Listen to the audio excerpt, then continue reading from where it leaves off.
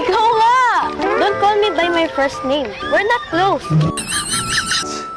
Pakialamera kasi. Ano daw? May narinig ba kayo? Pakalimera ka daw. Sabi niya. Saan mo naman nakuha yung PT? Napulot ko lang siya sa labas. Alam mo, hilig mo talaga mamulot ng tinapon na, tapos tinatago mo pa. Bakit? Kung di ko tinago yun, hindi sana heartbroken ka pa din ngayon. Mukhang ulan pa. Bakit ngayon pa? Hindi ka raw kasi naliligo eh. Parang tumanda ka talaga at saka pumangit ka. Angelo, pangit ba talaga ako? Di naman. Ang pangit-pangit lang. Dugo-dugo. Next time, call me. Don't try to be a fucking hero.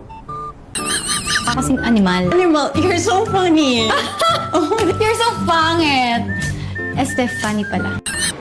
Tapos ako, papanggap lang kasi ng lalaki dahil takot ako sa kanila. Makakabit ka niyan.